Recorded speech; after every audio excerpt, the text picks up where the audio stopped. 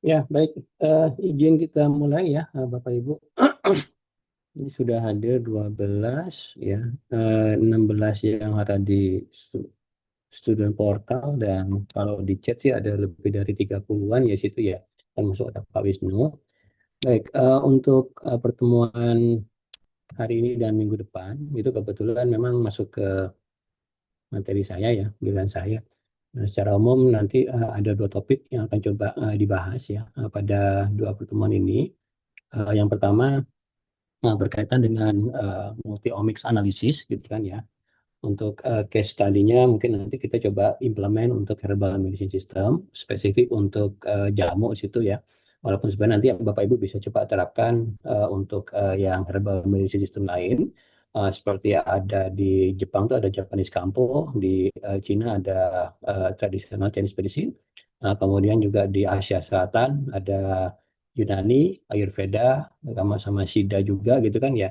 Kemudian di Timur Tengah mereka juga punya herbal medicine system juga gitu. Di Asia banyak ya secara umum. Nah, secara umum nanti bisa Bapak Ibu bisa coba terapkan. Selain di herbal medicine system, sebenarnya untuk topik ini bisa juga diimplement untuk eh, semacam drug screening situ ya. Jadi seringkali ketika kita akan coba bikin obat baru, itu kan challenge terbesar adalah untuk mengidentifikasi atau menentukan potensial compound yang nanti akan digunakan sebagai ingredients dari jamunya atau dari herbal systemnya atau dari obat tertentu situ. Nah, pendekatan ini juga anda bisa terapkan untuk melakukan proses screening. Kemudian yang kedua, topik untuk minggu depan itu adalah terkait dengan phylogenetic tree gitu kan ya. Nah, ini mungkin lebih gampangnya Bapak Ibu bisa anggap sebagai membuat pohon kekerabatan lah ya, antara satu organisme dengan organisme yang lain. Untuk perspektifnya nanti bisa dilihat entah itu dari sequence DNA-nya, dari kandungan proteinnya, dari kandungan senyawanya, ataupun dari atribut properti yang menjadi parameter sebagai representatif dari masing-masing organisme tadi. Secara umum itu ya gambaran untuk dua topik uh, hari ini dan minggu depan. Nah, untuk hari ini ya kita awali dulu dengan kuliah, kemudian untuk praktikum nanti saya coba siapkan materi pre-recordednya ya. Bapak Ibu nanti bisa coba akses di kelas IPB.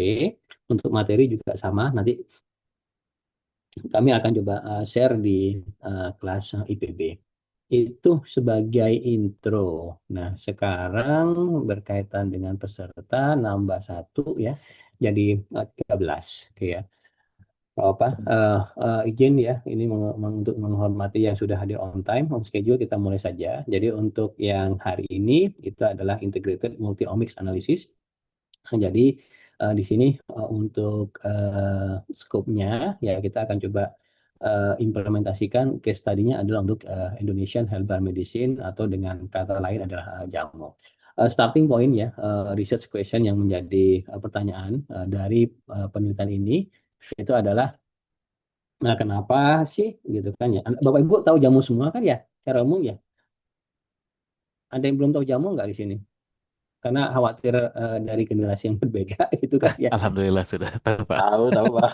Oh, tahu. Ya udah, kalau tahu ya berarti kebayang ya objeknya seperti apa gitu kan Ya ya. Pak. Nah, jadi ini ada research question seperti ini ya. Pertanyaan sederhana, standar dan sering kita temukan di lapangan. Itu adalah kenapa sih kita gunakan jamu untuk mengobati suatu penyakit tertentu? Kenapa kita harus mix ya mencampurkan beberapa tanaman herbal untuk mengobati suatu penyakit yang kita target di situ gitu kan ya. Nah, jadi starting point-nya dari sini ya. Nah, jadi dari pertanyaan ini harapannya di penelitian ini itu kita bisa melakukan semacam saintifikasi gitu kan ya atau sistematisasi dari herbal medicine system khususnya untuk jamu di sini ya. Nah, untuk topiknya sendiri nanti kita akan coba breakdown ya karena tadi judulnya adalah multi omics ya. Jadi akan ada banyak omics yang bisa dipertimbangkan untuk membangun landasan saintifikasi dari jamu ini ya.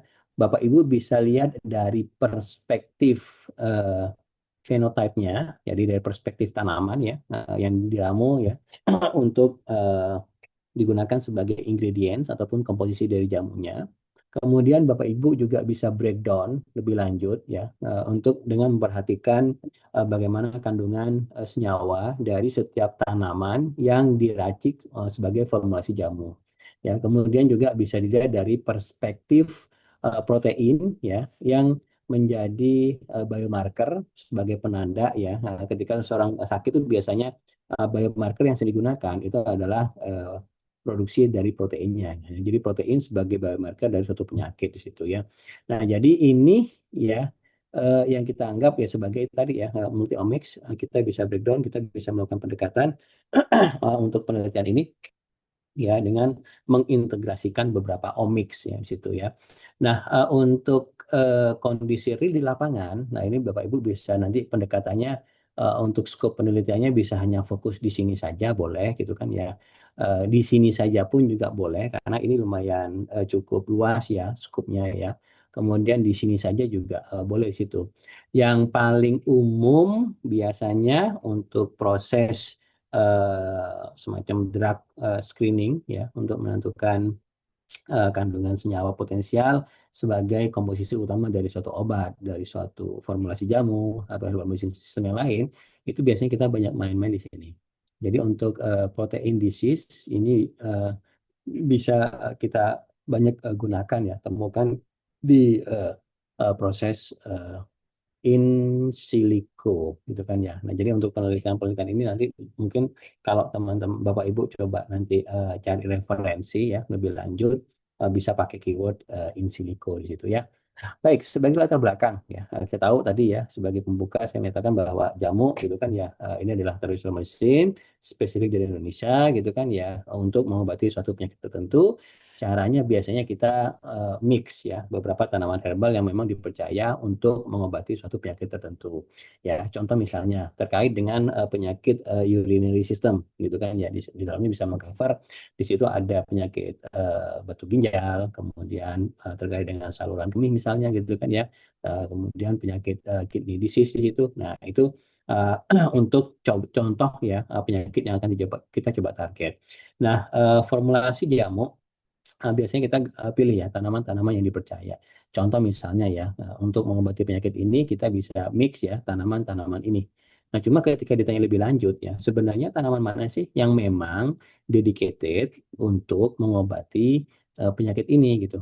Karena kalau kita lihat ya pada komposisi suatu formula herbal ataupun untuk suatu obat gitu kan ya, itu biasanya komposisinya tidak unik ya. Dalam artian tidak hanya terdiri atas satu compound senyawa ya ataupun suatu tanaman tertentu gitu kan ya satu tanaman tertentu tapi juga biasanya dikombinasikan karena kita tahu biasanya kan untuk penyakit-penyakit itu kadang ya selain kita dapat semacam target penyakit utamanya itu biasanya juga ada penyakit-penyakit eh, sambilan atau sampingan sebagai side effect dari penyakit yang di eh, peroleh atau dikenakan pada seseorang tadi gitu atau bisa dilihat sebagai suatu side effect sehingga kenapa biasanya dalam satu komposisi biasanya kita temukan juga komposisi-komposisi yang lain bisa untuk antivirusnya misalnya bisa untuk anti-inflamasi ya atau untuk lain-lain sebagainya gitu yang dipercaya itu menyertai suatu penyakit. Kemudian untuk pendekatan saat ini ya sekarang sih lebih simpel lagi lah ya karena jamu itu juga bisa kita temukan dalam bentuk produk gitu kan Bapak Ibu bisa beli di pasaran di lapangan gitu kan dan biasanya yang rilis di pasaran itu biasanya sudah tersertifikasi oleh Badan POM di situ ya. Dan kalau kita lihat ya untuk misalnya ya yang berkaitan dengan urinary system ini gitu kan kita bisa lihat di sini bahwa di urinary system ini ya kita bisa menemukan beberapa produk ya. Ada keji beling, ada lancar seni, ya, ada lancar seni. Ini adalah produk ya untuk mengobati penyakit yang sama, tetapi dari produsen yang berbeda-beda di situ, gitu kan ya. Nah di sini kita bisa lihat. Contoh misalnya untuk cibeling produsennya adalah seperti ini ya. Tujuannya sama ya mengobati urinary system dan ini adalah ingredients yang digunakan. Kemudian kalau di lancar seni yang dikembangkan oleh Sido muncul ya secara umum sama ya untuk khasiatnya. Nah, ini ada sedikit perbedaan pada ingredient ataupun komposisi dari tanaman yang digunakan di sini. Kemudian hal yang sama untuk penggiat seni. Nah, kalau Bapak Ibu coba cermati di sini, untuk jamu yang menarget penyakit yang sama, ini terdiri atas beberapa komposisi yang berbeda. Jadi, data ini yang menurut kita kan bisa kita manfaatkan untuk ya tadi ya pendekatannya adalah ada multiomics untuk yang perspektif tanaman ya dengan menggunakan mungkin data intensive science ya seperti itu. Nah, untuk itu, nah kita berdasarkan data ini ya kita bisa manfaatkan untuk membangun semacam landasan saintifik. Ketika seseorang nanya kenapa suatu jamu ini bisa digunakan untuk penyakit tertentu gitu kan ya, harapannya ya dengan menggunakan pendekatan data mining, data science seperti itu ya Anda bisa menjawab pertanyaan itu. Nah, jadi tujuan dari penelitian ini secara umum itu adalah membangun landasan saintifik ya terkait dengan jamu di situ. Apa ekspektasinya? Kita bisa memperoleh pola yang menarik ya dari komposisi-komposisi tanaman yang digunakan sebagai ingredients pada suatu formula jamu ya. Jadi kalau dilihat kan ini jamu menarget penyakit yang sama tapi komposisinya beda gitu kan ya oleh produsen yang berbeda di situ. Nah, Anda mungkin kalau udah terbiasa di data mining dan seterusnya ya melihat data seperti ini, oh ini adalah potensi untuk bisa dieksplor lebih lanjut dengan pendekatan data science di situ ya. Nah, harapannya apa ya? Nah, jadi harapannya ya tadi ya kita bisa menjawab ya pertanyaan kenapa suatu formulasi jamu itu bisa digunakan. Lebih lanjut ya kita juga bisa menggunakan hasil penelitian atau research funding yang kita peroleh itu untuk membuat suatu formulasi jamu. Karena kita tahu ya bahwa tidak semua tanaman herbal itu tumbuh secara merata ya dalam satu negara yang sama atau lebih ekstrimnya lagi ya antara yang ada di daerah tropis kemudian daerah subtropis ya itu biasanya berbeda gitu kan ya. Nah, nanti kalau Anda coba extend, explore penelitiannya dengan memperhatikan senyawa gitu kan ya. Nah, itu juga mungkin bisa digunakan sebagai pertimbangan ya dalam proses mengidentifikasi tanaman yang bisa digunakan sebagai substitut ataupun pengganti karena tadi ya dari perspektif tanamannya tadi mungkin tidak tumbuh ya pada suatu area tertentu tapi dari perspektif kandungan senyawanya itu secara umum 11-12 dengan yang kita percaya bisa digunakan untuk mengobati penyakit tertentu. Nah, penelitian ini ya kita bisa coba explore ya dengan memanfaatkan omics teknologi di sini ya. Nah, jadi untuk omics teknologinya ya Anda bisa lihat di sini ya ada beberapa teknologi omics ya. Omics ini secara uh, harfiah ya. Ini adalah kalau dilihat artinya ya gitu adalah bidang ilmu di studi terkait dengan omics ya bidang ilmu di biologi ya yang berkaitan dengan itu kan ya. Nah, nanti bergantung ya apakah nanti endingnya itu atau pasangannya adalah genom, apakah pasangannya adalah proteom, apakah pasangannya merupakan metabolom. Nah, maka nanti biasanya ada nama yang pas ya perpaduan antara objeknya dengan si omics tadi. Jadi ini bidang ilmu di ya suatu bidang ilmu ya. Bentar dulu, saya jadi ke bahasa yang pas ya. Omics ya. Jadi satu bidang kajian di bidang biologi yang berkaitan dengan nah, oke. Lalu seperti itu ya. Kalau objeknya adalah genom, berarti bidang ilmu ini kita sebut dengan istilah genomics ya. Nah, ini genomics nih. Di sini. Nah, kalau misalnya objeknya adalah metabolom atau kompon, kita kenal istilah metabolomics, gitu kan ya. Kalau objeknya adalah protein, ya, atau proteom, nah, biasanya kita akan kenal dengan istilah proteomics, ya. Kemudian kalau objeknya adalah transkriptom, ya berarti transkriptomics itu. Nah, ini bisa dikatakan masing-masing layer di sini ini biasanya sudah cukup luas ya skopnya ya sehingga untuk penelitian itu kita bisa saja fokus pada metabolom saja, bisa fokus pada proteom ataupun proteinnya saja, Atau juga kita bisa fokus ke genom. Itu adalah hal-hal yang apa bagian-bagian layer yang umum digunakan ya. Nah, selain fokus pada satu layer saja, ini Bapak Ibu juga bisa mengintegrasikan gitu kan ya. Jadi integrasikan antara proteom sama metabolom misalnya ya.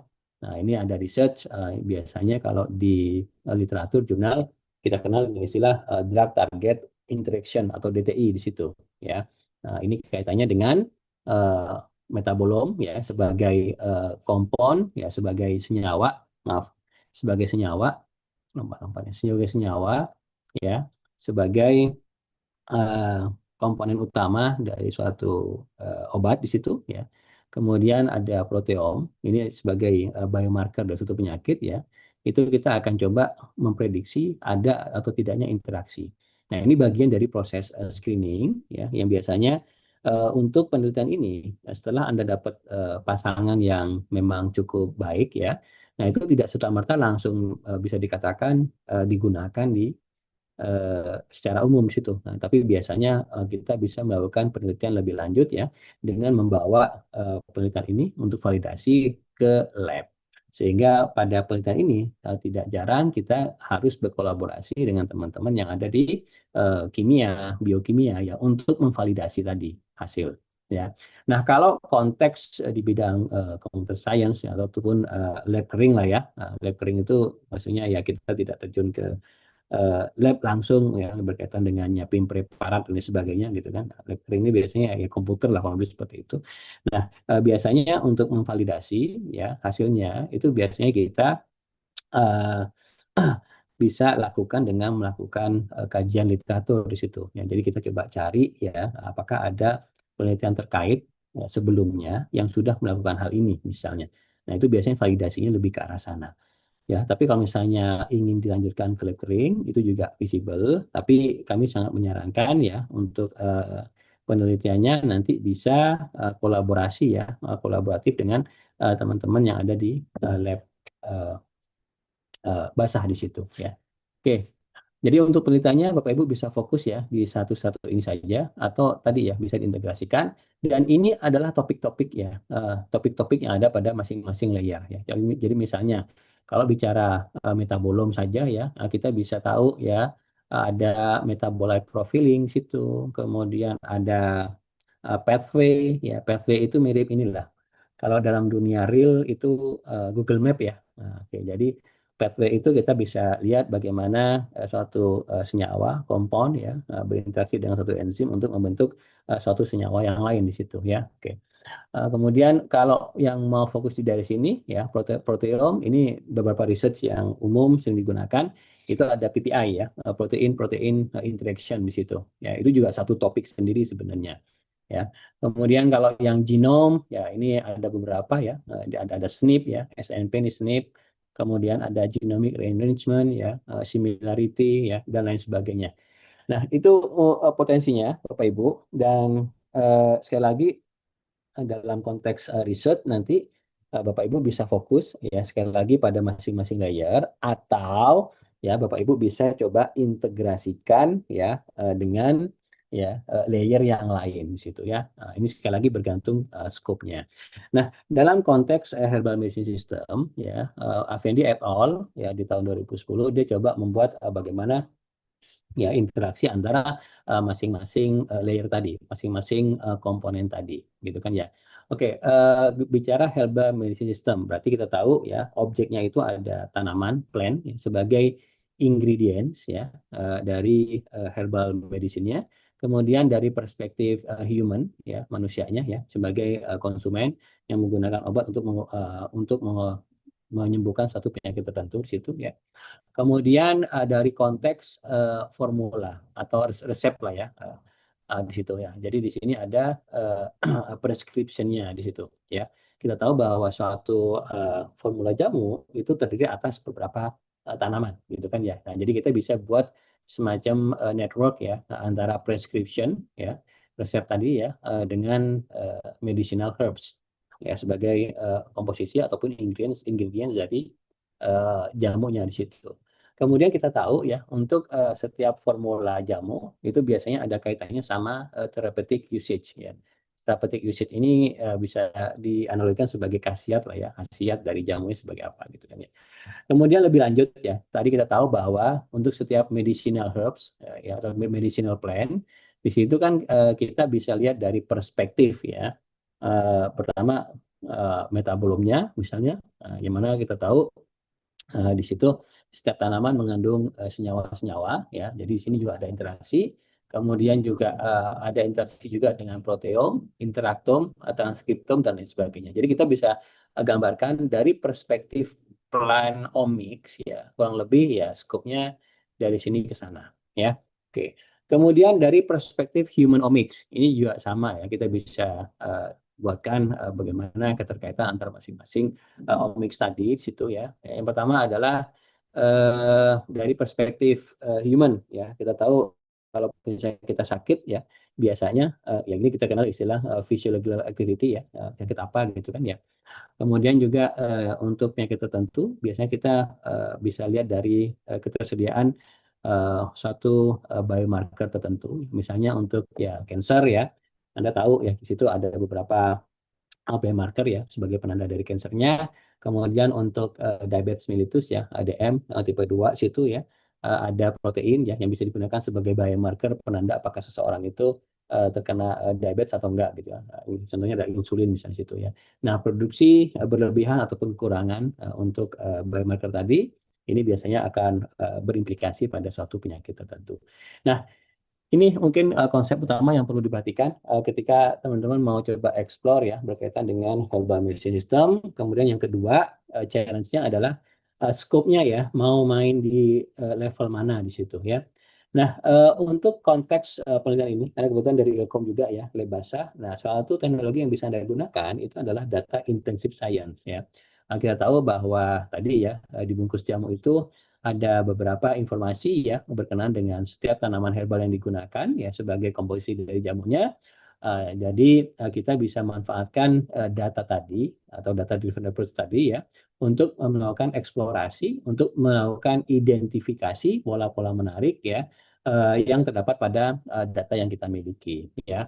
Contohnya di sini ya terkait dengan data yang berkaitan dengan herbal medicine, di sini ada knapsack family database. Ini kebetulan memang dikembangkan oleh lab ya, lab kami pada waktu itu. Ya sampai sekarang masih terus berkembang kolaborasi antara IPB dengan NICE ya. Di sini untuk data ini sebenarnya starting point itu tujuannya hanya mengumpulkan senyawa yang ada di dunia ini lah. Secara umum ada ratusan ribu situ ya. Jadi dikumpulkan itu adalah core utamanya ya mengumpulkan data senyawa. Kemudian kita tahu bahwa senyawa itu kan ada di berbagai aspek kehidupan gitu kan ya, kalau seperti itu. Nah, sehingga di sini coba nih dilakukan kajian lebih lanjut ya berkenaan dengan maaf sebentar, kajian lebih lanjut ya berkenaan dengan ini apa uh, ketersediaan senyawa-senyawa tadi ya pada berbagai perspektif di situ ya. Ada dari perspektif food, makanan. Ini kan kita tahu ya, setiap makanan juga mengandung senyawa situ. Dari perspektif obat-obatan ya, ini juga seringkali di situ juga kita temukan adanya senyawa ya. Kemudian di alam pun juga kita seringkali bisa menemukan berbagai senyawa juga di situ gitu kan ya. Ataupun dari perspektif-perspektif yang lain. Nah, sehingga yang semula niatnya mengumpulkan senyawa itu ya ini berkembang gitu kan ya. Nah, berkembangnya ya bukan hanya dari perspektif senyawa tapi juga dari perspektif entitas-entitas lain, organisme-organisme lain yang berkaitan dengan senyawa di situ. Nah, untuk penerapannya ya di sini di database ini ya knapsack family ya, kita ada jamu ya, data jamu situ ya. Jadi jamu yang terdata di Badan POM ya, di situ ada bisa diakses ini. Kemudian untuk Jepang ya. Nah, ini juga kita punya di situ ada Japanese Kampo ya. Nah, jadi Jepang itu juga sama ya menerapkan herbal atau memiliki herbal medicine system ya. Kemudian juga dari perspektif lingkungan gitu kan ya, biological activity gitu kan ya, kita tahu bahwa ya keberadaan senyawa ini sangat penting ya di lingkungan. Contoh misalnya ada senyawa yang digunakan untuk attract gitu kan, untuk menarik perhatian lawan jenisnya situ gitu kan pada serangga dan sebagainya. Kemudian juga ada senyawa pada tumbuhan yang bisa kita manfaatkan untuk pencegahan pada suatu organisme tertentu misalnya ya, karena memang wangi ini tidak disukai oleh organisme itu misalnya. Contoh misalnya di lavender gitu kan ya. Lavender sama nyamuk misalnya seperti itu ya. Nah, jadi banyak sekali ya senyawa bisa kita temukan. Nah, salah satu referensi yang bisa Anda gunakan ini di knapsack ya. Nah, tapi ini tidak menutup kemungkinan untuk Anda bisa explore data berkaitan dengan herbal medicine system di database-database yang lain ya. Nah, ini sebagai contoh ya, database-database yang bisa Anda gunakan untuk penelitian terkait dengan data intensive science, lebih spesifik ini untuk yang herbal medicine system. Contoh misalnya ya, ICD-10 ya. Oke, tadi kita lihat ya pada formulasi jamu ini gitu kan ya. Ini kan ada deskripsi panjang seperti ini. Ini biasanya menggunakan bahasa sehari-hari gitu kan ya. Nah, bukan istilah kedokteran. Sehingga ya kalau Anda coba cek ya, coba pahami lebih lanjut, ini kan pasti agak susah ya. Karena tidak ada standar berkaitan dengan jamu ini untuk mengobati penyakit apa. Jadi penyakitnya itu dalam bentuk naratif. Nah, untuk itu Anda bisa manfaatkan database ini ICD-10. ICD-10 ini isinya adalah list penyakit ya formal atau semacam kamus ya, kamus kedokteran formal lah ya, yang bisa digunakan ya. Nah, di situ sudah jelas ya bagaimana nomenklatur untuk nama dari masing-masing penyakit di situ ya. Kemudian juga kalau misalnya Anda ingin ekspor berkaitan dengan suatu senyawa ya. Nah, ini juga Anda bisa manfaatkan PubChem ya. Jadi di sini Anda bisa dapat info lebih lanjut ya, lebih detail dari suatu senyawa, bagaimana molekular formulanya di situ, bagaimana weight-nya ya, bagaimana gambar struktur rantai hidrokarbonnya di situ ya, dan lain sebagainya. Ya, termasuk sinonim ya. Nah, itu semua bisa diakses di database ini. Kemudian juga ada data yang sifatnya uh, semacam portal ya, banyak sekali informasi yang terdapat di dalamnya.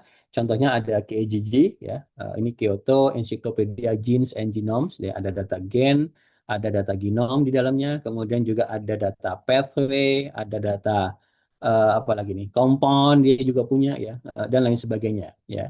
Nah, selain itu juga ada data protein ya, Anda bisa temukan di database UniProt seperti di sini. Kemudian untuk obat-obatan ya, Anda bisa dapat datanya di drug bank ya.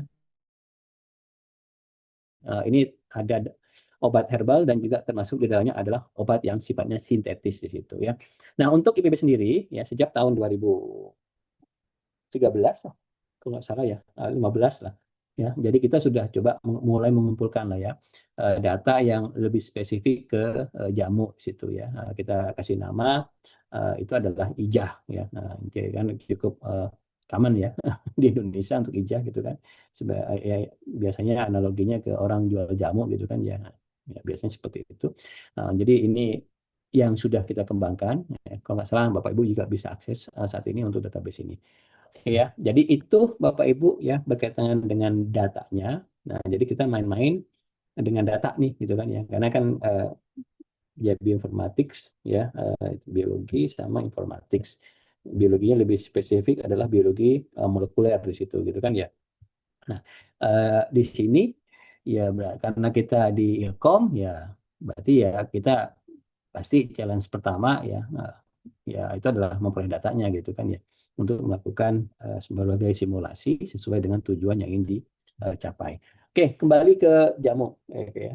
Nah, ini adalah penelitian awal yang kita coba lakukan ya, Bapak Ibu. Sebelum sini ada yang ingin ditanyakan terlebih dahulu sebelum lebih lanjut silakan. Jadi secara umum untuk database ya, database open access yang bisa digunakan untuk penelitian di bidang bioinformatics itu banyak ya. Harusnya ada satu sesi pertemuan yang fokus membahas terkait dengan database, tapi kayaknya sih ini bisa apa ya, dijadikan satu ya, integrasikan dengan pertemuan-pertemuan yang lain ya. Jadi tidak spesifik membahas terkait dengan satu database tertentu di situ ya. Oke, jadi monggo kalau misalnya ada pertanyaan dari Bapak Ibu silakan. Sebelum saya coba lanjutkan. Pak Sony, izin tanya Pak Sony. Silakan Pak. Ini kalau penelitian jamu ini harus ada uji klinis dulu atau langsung aja tuh? Maksudnya karena kan Oke, karena kan kaitannya dengan kesehatan ya. ya baik. Ini main atau ranah-ranah risetnya kita di in silico Pak ya. In silico itu lebih ke prediktif. Jadi kalau misalnya Bapak Ibu mau bikin obat, mungkin nanti bisa cek referensi terkait dengan eh, drug eh, drug development gitu ya, proses pengembangan obat di situ ya. Itu kan nggak mungkin ya dalam artian kita coba semua senyawa yang ada di eh, lapangan di situ ya untuk membuat ataupun menarget suatu penyakit tertentu gitu kan ya. Ada ratusan ribu ya senyawa dan ya pasti kalau Bapak Ibu coba satu-satu ya waktunya lama, biayanya mahal gitu kan. Nah, sehingga satu pendekatan di awal itu adalah biasanya in silico. In silico itu prediksi terlebih dahulu ya.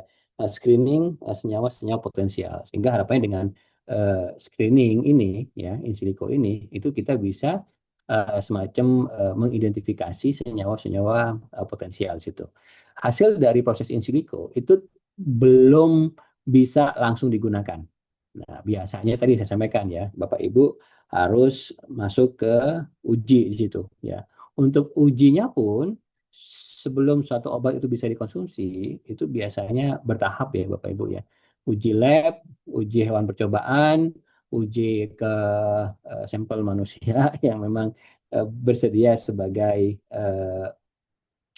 apa ya responden lah ya semacam-macam seperti itulah ya. Nah, dan ada evaluasi masing-masing ya untuk masing-masing tahapan tadi dan sebelum nantinya dilakukan proses sertifikasi. Nah, untuk proses pembuatan obat sendiri biasanya waktunya lama Bapak Ibu ya. Nah, nggak sebulan 2 bulan, tapi biasanya tahun di situ ya. Karena tadi yang agak lama itu biasanya proses pengujiannya gitu kan ya. Kita dapat senyawa potensial, kita sudah coba aman untuk misalnya oke secara lab aman, dicoba ke hewan percobaan ya, itu juga aman, tapi ke manusia ya belum tentu aman di situ gitu kan ya. Nah itu jadi secara umum biasanya lama. Untuk itu kenapa ketika Bapak Ibu di awal COVID kemarin gitu kan ya, awal COVID itu kita kan yang nggak langsung bisa dapat eh, obat untuk COVID di situ ya.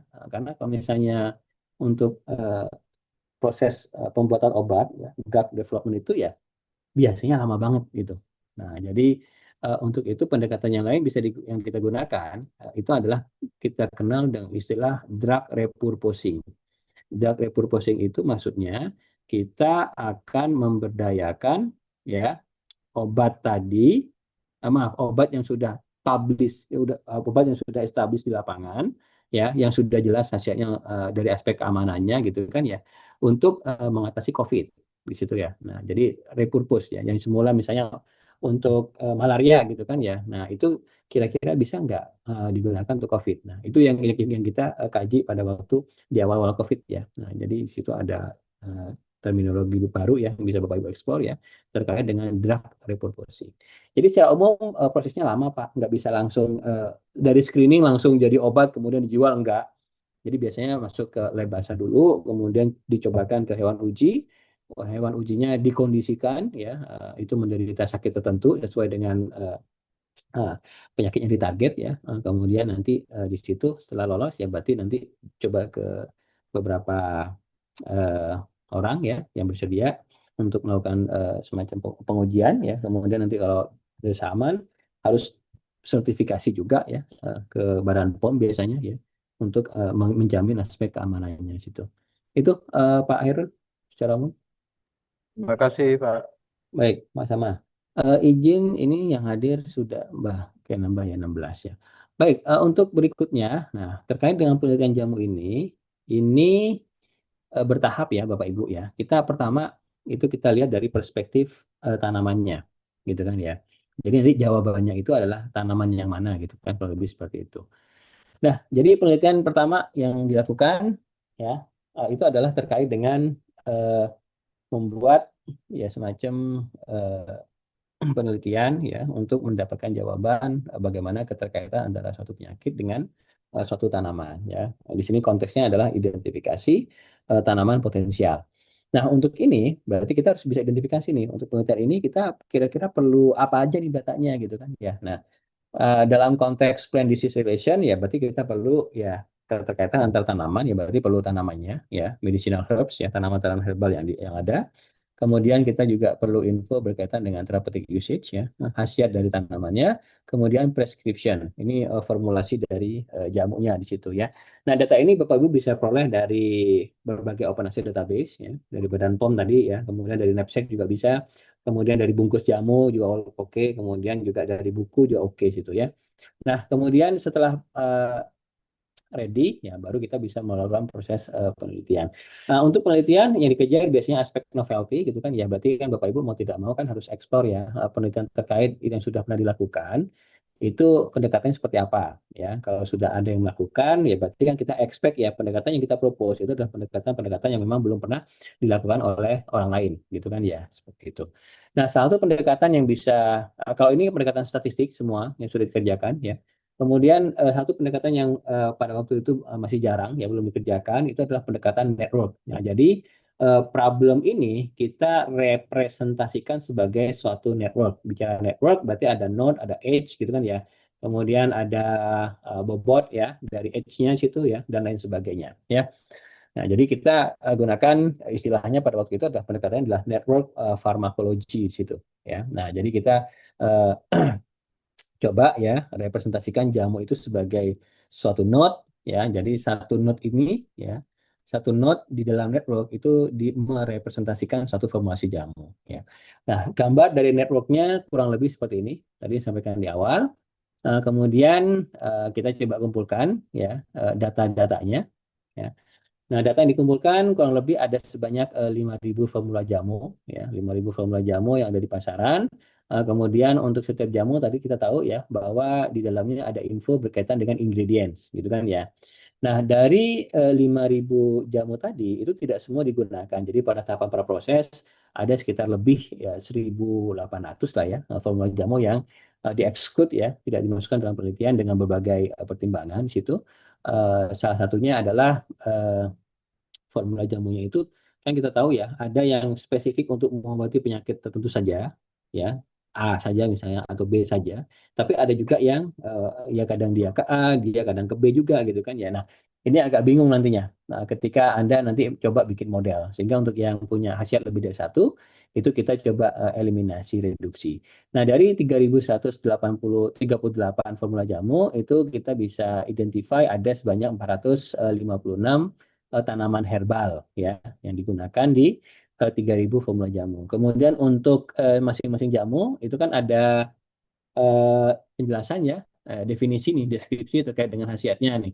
Nah, ini kita coba formalisasi dengan eh, minta bantuan profesional dokter, ya, untuk mapping ke istilah formal kedokteran. Contoh misalnya, ya, ada definisi ini kan, to treat pain with urination, urine launch, so as to prevent occurrence of bladder gitu kan, bla bla bla gitu kan.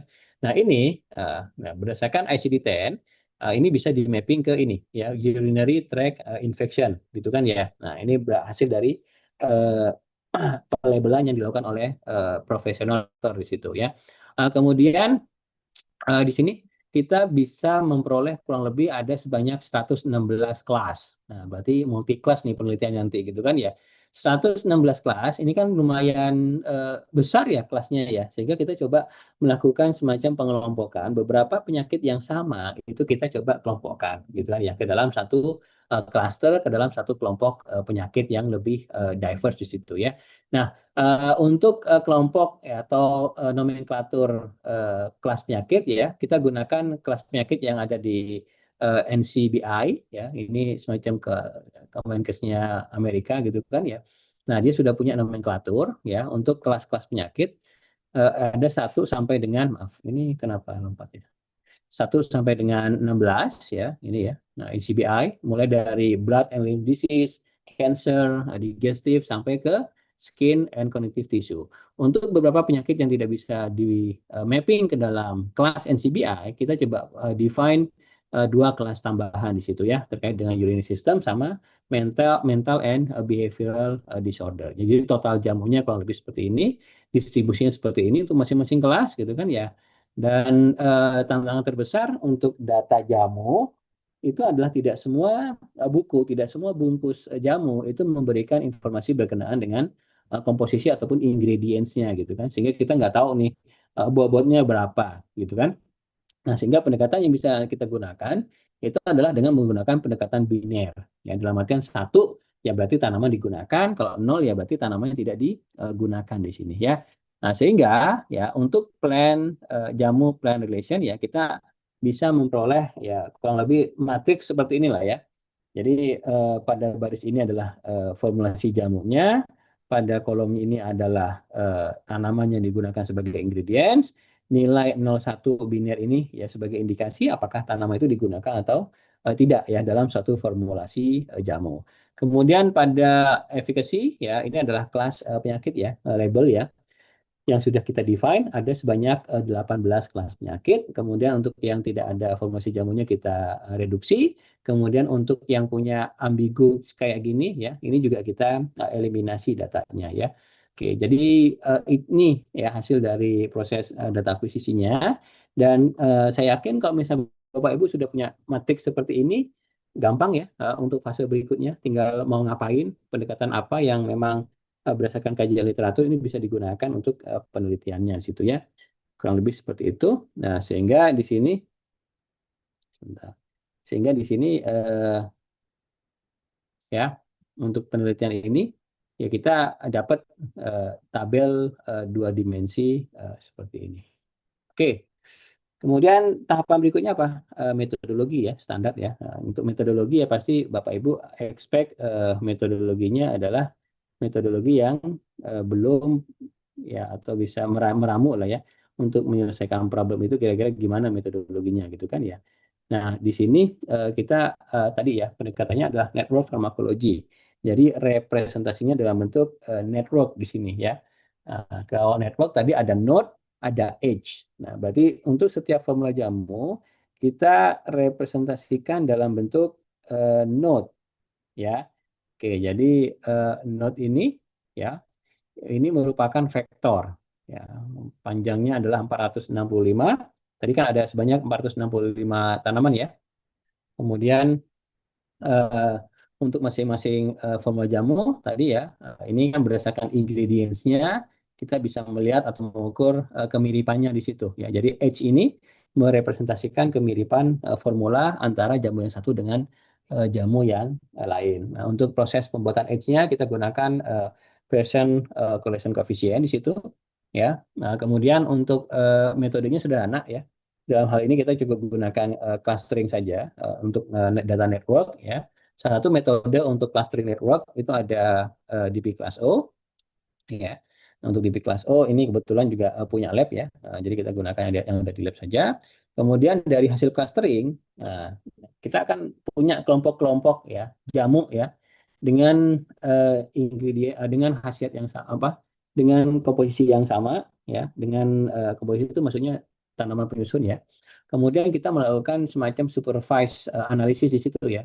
Contoh misalnya hasil clusteringnya adalah seperti ini. Oke, kita bisa melihat dalam cluster ini kan warnanya homogen ya, warna yang sama gitu kan ya. Oh, berarti ya ada tiga jamu punya khasiat yang sama, berarti probability ya cluster ini untuk ya mengobati penyakit ini yang warna ini. Jadi warna ini mengindikasikan penyakit Bapak Ibu ya, kelas penyakit. Oke, ini kan 3/3 ya, berarti 100% nih. Oke. Kemudian untuk kasus ini ya, berarti ini untuk menarget penyakitnya 75% untuk yang warna ini, kemudian 25% untuk yang warna ini. Kemudian yang ini 50% ya, yang ini nih biasanya agak bingung nih untuk melakukan analisis. Sehingga kita eliminate nih yang seperti ini. Nah, jadi kita gunakan semacam thresholding ya untuk menentukan cluster mana saja yang akan masuk dalam fase analisis. Kemudian untuk setiap cluster, tadi kan sudah jelas ya bahwa ini digunakan untuk penyakit yang berwarna ini ya. Kemudian yang B ini juga sama ya, cluster B ini digunakan untuk penyakit ya. Karena mayoritas yang warna ini, maka kita gunakan ya untuk bisa dikatakan labelnya itu adalah penyakit yang mayoritas ya. Oke. Nah, ini kita bisa dapat info ya. Dalam satu cluster, kita dapat info kelas penyakitnya, kita dapat info tanaman dominan yang digunakan di cluster. Nah, jadi kalau misalnya ini terkait dengan penyakit digestif gitu kan ya. Kemudian untuk tanaman mayoritas yang digunakan di klaster ini adalah sini adalah green tea misalnya. Nah, berarti kita eh, bisa asumsikan bahwa green tea ya sebagai tanaman mayoritas di cluster itu bisa digunakan untuk penyakit digestif di situ gitu kan ya, saluran pencernaan di situ gitu kan ya. Oke, jadi kurang lebih seperti itu. Kemudian untuk cluster ini kan homogen juga nih ya. Misalnya ini untuk penyakit cancer gitu kan ya. Kita dapat tanaman misalnya eh, bawang putih misalnya gitu kan ya. Nah, berarti kita bisa eh, eh, asumsikan bahwa bawang putih bisa digunakan untuk cancer. Nah, untuk klaster ini bukan hanya 4 Bapak Ibu ya, ini hanya ilustrasi saja. Hasil dari clustering akan banyak sekali klaster yang terbentuk di situ ya. Nah, kemudian dengan pendekatan supervise kita bisa mengidentifikasi tadi ya untuk yang penyakit digestif tanamannya apa saja gitu kan. Untuk penyakit cancer tanamannya apa saja ya. Oke. Sehingga kita bisa punya list ya tanaman-tanaman yang potensial ya untuk masing-masing kelas penyakit di sini. Contoh misalnya ya untuk yang urinary system ya dari penelitian ini kita memperoleh tanaman-tanaman potensial itu adalah Folium vulgar, Imperiata dan seterusnya sampai ke Cucurbita santoriza ya. Nah, tadi kan tanaman-tanamannya adalah ini ya. Nah, kita bisa lihat ya bahwa dari tanaman yang kita coba ramu di awal ya dan kita bandingkan dengan hasil penelitian ya untuk identifikasi tanaman potensial untuk setiap kelas penyakit, kita menemukan bahwa oke ya, si Staphylococcus crispus atau kecibeling ya. Nah, ini kan sama ini ya. Nah, itu yang berpotensi ya untuk menarget si penyakit ini. Nah, tadi saya sampaikan bahwa dalam satu ramuan ya seringkali kita juga menambahkan tanaman-tanaman lain ya untuk bisa mengobati eh, gejala yang lain di situ misalnya. Bisa juga untuk aspek rasa misalnya, aspek warna juga misalnya. Nah, itu adalah pertimbangan-pertimbangan lain ya seseorang dalam meracik. Tetapi kita eh, urgensinya pada dalam kasus ini itu adalah mengidentifikasi tanaman potensial ya untuk ya menarget suatu penyakit tertentu ya. Oke, jadi demikian untuk ya riset terkait dengan plant disease relation dari perspektif tanamannya. Pasti muncul pertanyaan berikutnya. Oke, gimana cara validasi? Nah, oke, validasinya adalah kira-kira ada nggak sih hasil lab ya yang sudah dipublikasikan dalam bentuk jurnal gitu kan ya, yang menyatakan bahwa si Strobilanthes crispus itu digunakan untuk mengobati urinary system. Jadi untuk ngevalidasi hasil, Bapak Ibu bisa menggunakan pendekatan literature review ya, studi literatur di situ, atau Bapak Ibu juga bisa menggunakan pendekatan pengujian di lab gitu kan ya. Ini kan udah tahu ya bahwa si Strobilanthes crispus ya ada hasil penelitian ini sebagai research findingnya untuk urinary system. Nah, tanaman ini yang nanti kita bawa ya ke lab basah untuk divalidasi dengan menggunakan hewan percobaan di situ ya. Oke. Dan juga kita bisa lihat ya pada kelas urinary system ya, ini kita bisa identifikasi ada beberapa tanaman potensial. Nah, jadi ini juga bisa dipertimbangkan tanaman-tanaman ini sebagai substitute. Kalau misalnya Bapak Ibu tidak menemukan Strobilanthes crispus atau kecibeling untuk urinary system, Bapak Ibu bisa mempertimbangkan tanaman-tanaman ini. Oke, jadi dengan kata lain kan tadi ya sebagai substitute ataupun ketika Bapak Ibu ingin bikin formula jamu baru, Bapak Ibu bisa mempertimbangkan tanaman-tanaman ini. Nah, pasti ya ini idealnya memang nanti harus lanjut ke penelitian di lab ya untuk memvalidasi untuk konfirmasi apakah memang tanaman ini bisa digunakan ya. Oke. Itu research finding ya untuk penelitian yang pertama ya dari perspektif tanamannya. Ya, Bapak Ibu bisa gunakan pendekatan data science atau ini ya, silakan. Saya tidak bahas detail ya terkait dengan bagaimana proses di dalam ini. Nanti yang berminat ya satu misalnya ada keinginan riset di sini ya silakan bisa baca jurnalnya ya. Kalau lebih seperti itu.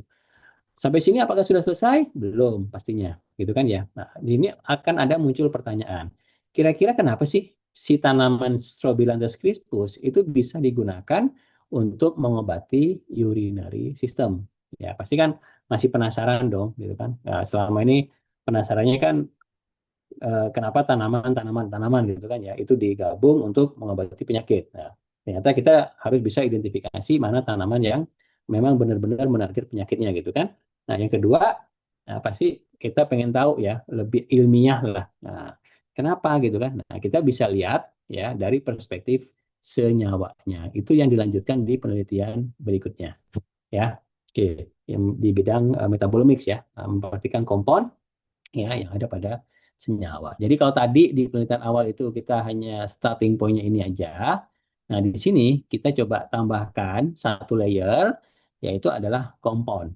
Nah, jadi di sini kita coba lengkapi setiap ya medicinal herbs yang kita identifikasi ya bisa digunakan untuk suatu penyakit tertentu. Ada Folium fulgae, kemudian Imperata cylindrica, ada Strychos ligustrina dan kawan-kawannya. Nah, di dalam itu ada senyawa apa gitu. Nah, kurang lebih seperti itu. Sehingga kita nambahkan satu layer kompon ya untuk melihat bagaimana interaksinya. Oke, sampai sini ada pertanyaan sebelum kita coba lanjutkan, Bapak Ibu? Kalau tadi kan dari tanaman, saya rasa sih kebayang ya, Bapak Ibu semuanya ya. Karena pendekatan juga masih biner gitu kan. Nah, sekarang kita akan coba lanjutkan dengan memperhatikan Eh, kandungan senyawanya. Enggak, Pak? izin Pak Sony. Ini kan tadi kita memang bicara tentang penelitiannya, risetnya analisis prediktif ya Pak. Untuk prediktif ini kan biasanya kalau kita untuk melengkapi hasil atau decisionnya dan melengkapi dokumen rekomendasi di masa depan itu untuk rekomendasi sudah ada belum ya Pak ya Sony izin untuk analisa perspektif dari hasil prediktif ini Pak? Analisa perspektif dari hasil prediktif. Mm-mm. Eh, untuk validasinya ya, Pak ya.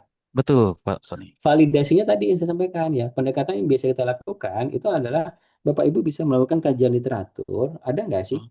Ya, kalau misalnya tadi ya, hasil pertama kan perspektifnya adalah tanaman. Ya. Nah, berarti tanaman sama penyakit. Ya, Oke. ada nggak sih hasil penelitian, biasanya teman-teman kimia nih gitu kan ya, Mm-mm. yang mengkaji bahwa tanaman Strobilanthes crispus atau cibeling itu bisa digunakan untuk urinary system. Oke. Nah, itu kan biasanya mereka kalau di kimia itu biasanya penelitiannya adalah kita ekstrak senyawa pada eh, satu ini ya, satu organisme gitu kan, satu tanaman situ.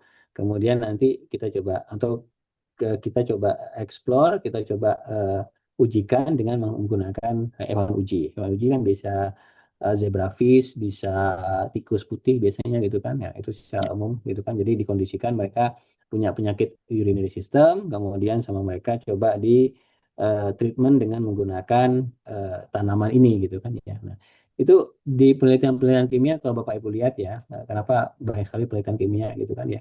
Ya karena ya tadi kita negara Indonesia kayak biodiversitas banyak banget tanamannya gitu kan. Kemudian hasil dari LCMS, GCMS dari tanaman-tanaman tadi ya, metabolite profiling gitu. Nah, itu sudah bisa menjadi satu jurnal sendiri biasanya Pak gitu kan. Nah, kalau misalnya mau dilanjutkan ya biasanya tadi dengan melibatkan hewan uji. Nah, untuk konteks validasi di penelitian ini ya, pendekatannya satu, bisa coba cari ya literatur, jurnal, buku ya yang menerangkan bahwa si tanaman bisa digunakan untuk penyakit. Yang kedua, ini yang ideal ya. Biasanya kita lari ke lab basah. Jadi lab basah itu ya, oke, ini sekarang untuk kandidat obatnya dari si kecibeling gitu kan. Nah, berarti Bapak akan memposisikan nanti ada hewan uji yang kena penyakit urinary system, di treatment dengan si Strobilanthes crispus untuk sekian waktu diamati bagaimana perkembangan ya ketika di treatment dengan menggunakan si Strobilanthes crispus gitu kan ya. Itu Nah, Pak. hasil itu oke. Jadi kurang lebih seperti itu Pak gitu. Siap Pak Kemudian Sony. kalau mau diteruskan ke manusia ya berarti ya harus lolos dulu dong masing-masing ya. Uji labnya lolos, uji hewan percobaannya lolos ya. Kemudian baru ke manusia situ. Oke. Jadi Oke. validasinya yang ideal begitu. Untuk itu kenapa biasanya untuk penelitian ini biasanya kita kolaboratif ya. Jadi pada waktu COVID ya biasanya ya dengan teman-teman biokimia, dengan teman-teman kimia, dengan teman-teman FK ya, itu biasanya ya kita bentuk tim untuk apa. Itu secara umum ya. Semoga menjawab. Siap, terima kasih Pak Soni. Sama-sama.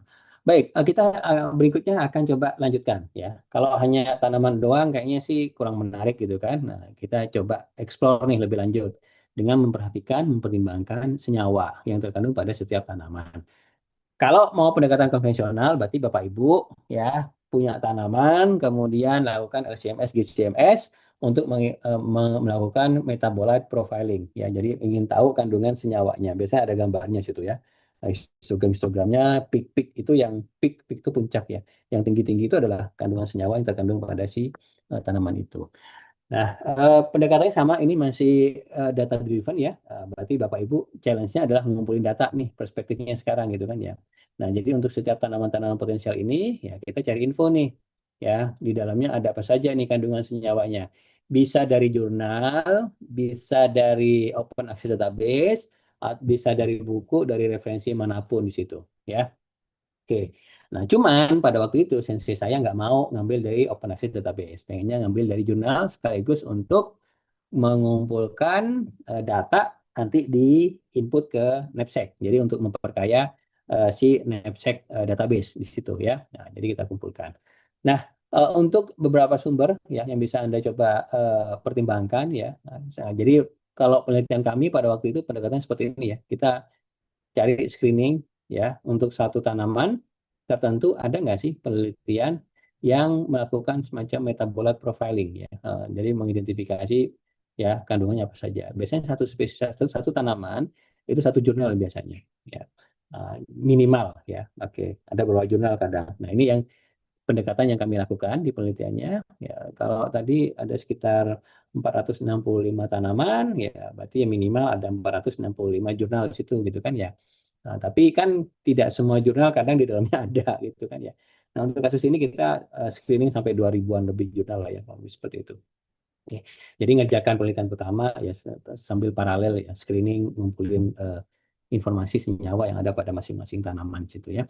Oke, apa metabolite? Metabolite itu adalah organik molekul ya, di mana ukurannya kurang dari 1.500 Dalton ya, gitu, seperti itu. Kemudian untuk metabolomic sendiri, ya, jadi kan tadi kita nambah ini ya, nambah satu ini Bapak Ibu ya. Oke, kita extend situ ya.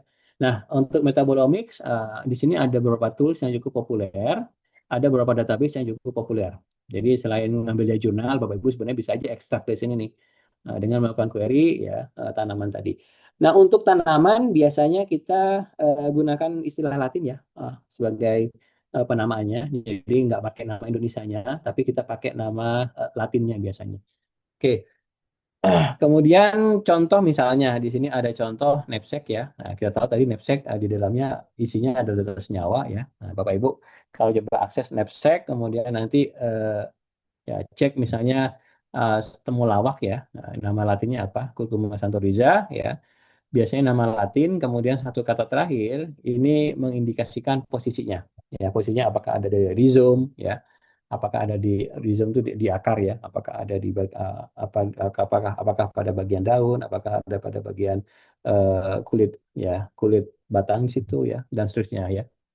Nah, itu biasanya kata-kata terakhir itu mengindikasikan lokasinya di mana. Ya. Jadi di sini kita juga kita menggunakan asumsi bahwa pada suatu tanaman ya kita nggak peduli lah itu ada di daun, ada di batang, ada di akar ya, ada di umbi gitu kan. Ya pokoknya tanaman itu mengandung senyawa-senyawa ini gitu kan. Nah, ini Bapak Ibu bisa coba cek ya di knapsack situ ya, Curcuma santoriza, nama Indonesia temulawak ya. Kemudian di sini kalau ingin tahu ya hasilnya apa, tinggal klik saja ini tombol ini. Kemudian kalau ingin tahu kandungan senyawanya, tinggal diklik saja ini knapsack-nya ya. Knapsack ini singkatan dari beberapa nama. Nah, nama spesies itu ya. Nah, sehingga ya disingkat jadi ini juga kita juga punya arti lain kan knapsack kantong ya, teori seperti itu ya.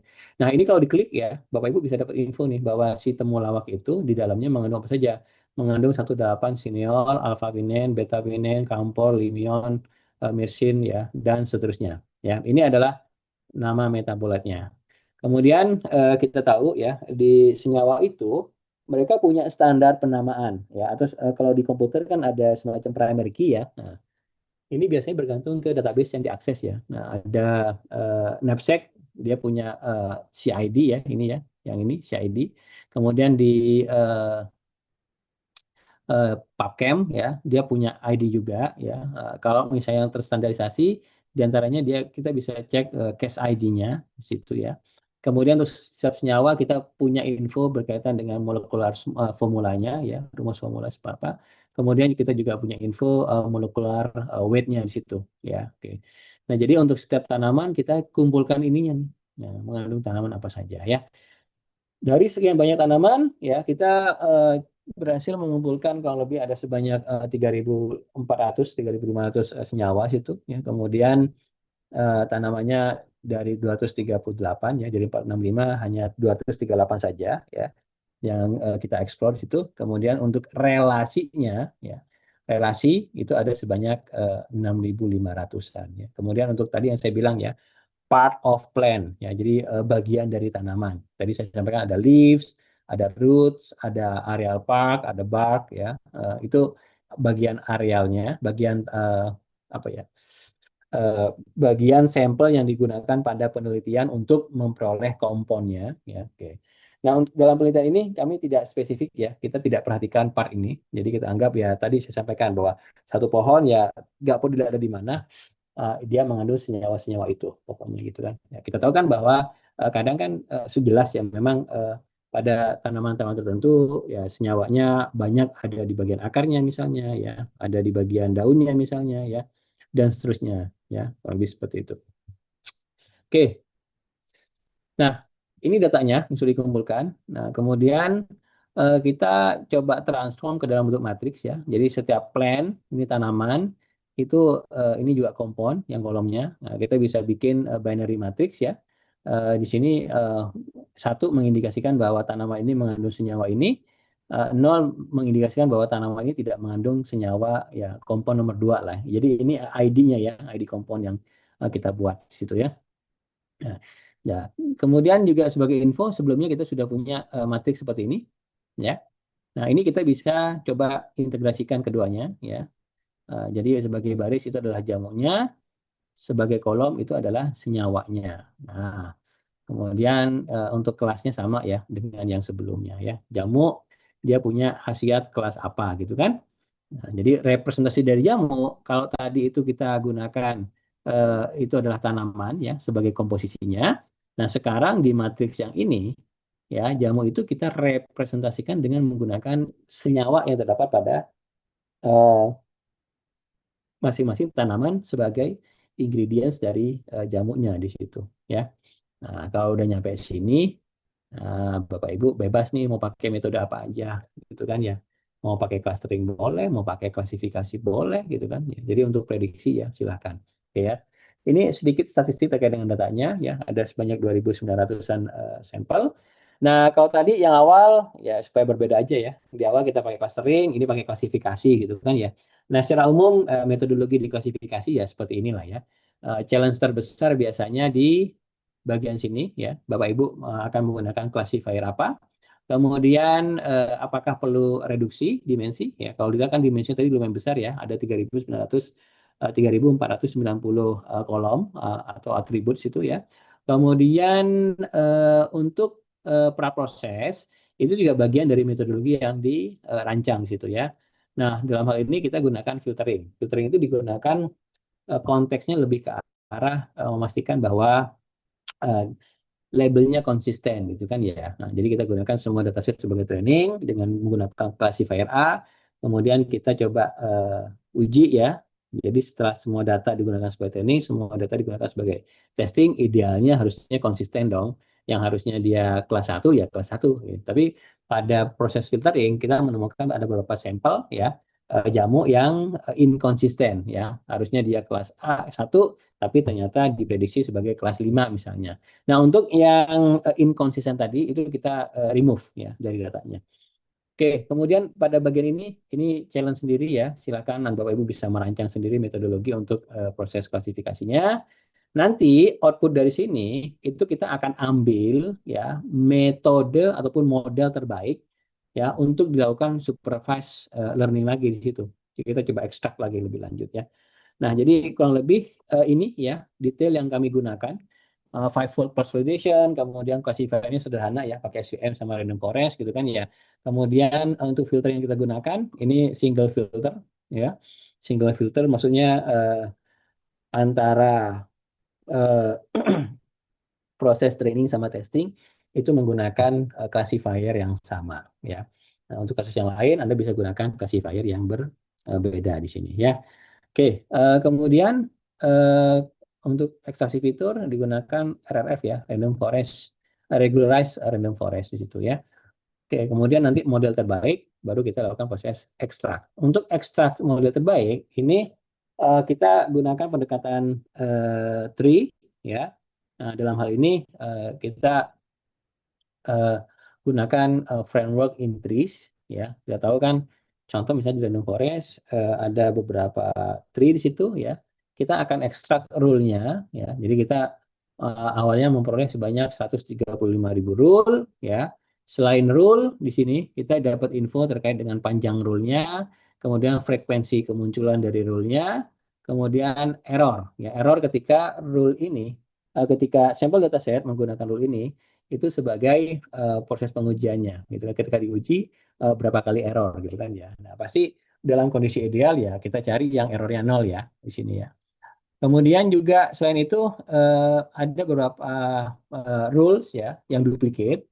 Jadi karena dari 135 rules ternyata yang unik hanya 86 rule ya. Nah, untuk itu ya kita coba lakukan proses screening lah ya untuk coba lebih meyakinkan lagi berkaitan dengan rule-rules yang akan digunakan untuk supervised learning-nya di situ ya. Oke, jadi kita gunakan thresholding standar lah ya. Nah, jadi kita hanya potong-potong gitu kan ya. Nanti dapat ya selected rule ya, rule dengan error yang kecil, tetapi dia punya frekuensi kemunculan yang tinggi di situ. Nah, dari rule yang terpilih, nah kita ekstrak ya senyawa-senyawa apa saja yang digunakan pada rule untuk setiap kelas penyakit di sini ya. Untuk kelas E17 dia gunakan kompon nomor 14, gunakan kompon C2844 gitu kan ya. Kemudian dia juga rule untuk kelas nomor 17 gunakan kompon 45, gunakan kompon 1672. Nah, itu yang kita coba ekstrak Bapak Ibu ya. Sehingga Bapak Ibu dapat info ya berkaitan dengan untuk kelas 17 itu senyawa apa saja tadi? Ini yang tadi yang kita ekstrak ya dari rule yang selected tadi ya. Nah, jadi untuk yang urinary system, jadi ini memang supaya ceritanya konsisten ya dari awal sampai akhir itu case study-nya adalah urinary system. Nah, di sini kita lihat ya, ini adalah kandungan senyawanya ya. Jadi di kelas urinary system ada eugenol, octacosan, ada epikatesin, tetradekanal ya, camferol, murol, katesin dan seterusnya. Oke. Jadi untuk setiap kelas penyakit kita bisa identifikasi ya, ini adalah jumlah senyawa yang potensial pada masing-masing kelas penyakit. Nah, untuk yang urinary system ya, ini ada sebanyak 14 senyawa potensial gitu kan ya. Jadi untuk bikin obat urinary system ya Anda nggak harus nyoba ratusan ribu tadi ya, ratusan ribu senyawa ya sebagai lead compound ya, lead compoundnya. Nah, tapi Anda cukup gunakan saja ya salah satu dari sini. Ini yang perlu diuji lebih lanjut nantinya gitu kan ya. Oke, kembali ke case study yang tadi ya. Nah, jadi tadi kita tahu bahwa untuk urinary system itu si Strobilanthes crispus. Kenapa Strobilanthes crispus? Karena di dalamnya ya si Strobilanthes crispus itu di dalamnya mengandung katesin dan epikatesin. Nah, gitu kan ya. Nah, kok bisa katesin sama epikatesin digunakan untuk urinary system? Nah, berarti kan pendekatannya untuk validasinya Anda bisa gunakan pendekatan validasi yang sama di situ. Yaitu Anda coba cari jurnal yang menyatakan bahwa si katesin dan epikatesin itu bisa digunakan untuk urinary system. Ya. Oke, jadi itu validasi awal. Kalau mau lebih yakin lagi, ya tadi saya bilang, Anda Bapak Ibu bisa lanjut ke lab ya dengan menguji ya dua senyawa ini pada hewan uji yang sudah dikondisikan sudah terkena penyakit urinary sistem. Kasih treatment ini, kira-kira diamati sekian waktu, kira-kira bisa sembuh atau enggak. Nah, beruntungnya ini sih sudah ada jurnal nih yang menyatakan bahwa katesin dan ebikatesin bisa digunakan untuk urinary system. Ya, oke, itu. Kemudian ini juga sebagai bahan pertimbangan juga, ya. Kalau tadi kan kita punya semacam kelompok tanaman ya untuk masing-masing kelas penyakit gitu kan ya. Yang ini nih, yang tadi hasil pertama ya. Nah, ini. Kemudian sekarang ya di penelitian yang kedua ini kita punya list ya senyawa nih ya yang bisa digunakan untuk urinary system.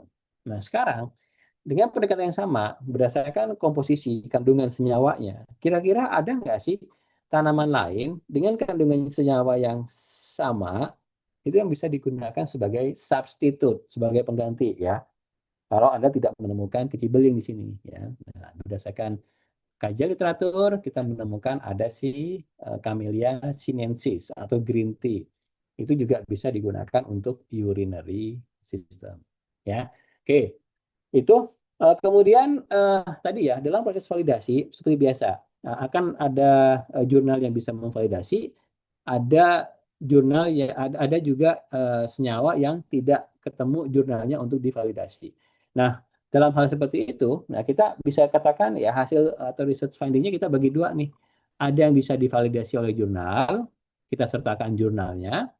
Kemudian untuk yang tidak bisa divalidasi oleh jurnal, nah ini kita sebut sebagai predicted ya, nah, predicted ya, yang bisa predicted kandidat yang bisa dipertimbangkan sebagai lead compound dalam proses drug development-nya. Ya, jadi ini adalah ya senyawa-senyawa yang potensial lah yang bisa digunakan sebagai bahan pertimbangan. Ya, oke. Sampai sini ada pertanyaan? Sudah selesai yang kedua, Bapak Ibu, monggo. Ini kita masih ngolah datanya masih biasa, Bapak Ibu ya. Nah, mungkin yang ketiga ini yang baru agak sedikit berbeda nantinya terkait dengan mekanisme ataupun cara pengolahan datanya, ya.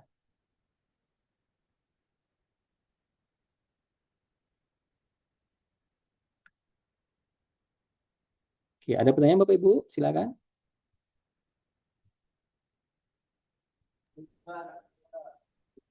Belum? Belum. Oke, belum ya. Baik. Saya coba lanjutkan ya. Nah, sekarang kita coba validasi lagi gitu kan ya. Nah, tadi kan penelitian sebelumnya hanya ini saja nih ya. Oke. Ini saja juga gitu kan ya. Nah, di sini kita bisa explore nih lebih lanjut ya. Kita tahu bahwa suatu formulasi obat ya, dia punya khasiat apa? Therapeutic usage ya. Kemudian di sisi lain, ini kan dari perspektif plant omics. Dari perspektif human omics, ya kita tahu ya, kalau misalnya seseorang itu sakit, kita bisa gunakan protein sebagai biomarkernya, gitu kan ya. Nah, dari hasil penelitian sebelumnya, kita sudah punya juga ya list senyawa yang potensial, ya. Nah, ini yang senyawa-senyawa yang bisa kita peroleh ya, screening ya dari penelitian sebelumnya, ya. Oke. Nah, di penelitian ini ya, kita akan memprediksi ada atau tidaknya interaksi antara si senyawa dengan si protein sebagai biomarker ataupun penciri dari si disease ini gitu kan ya.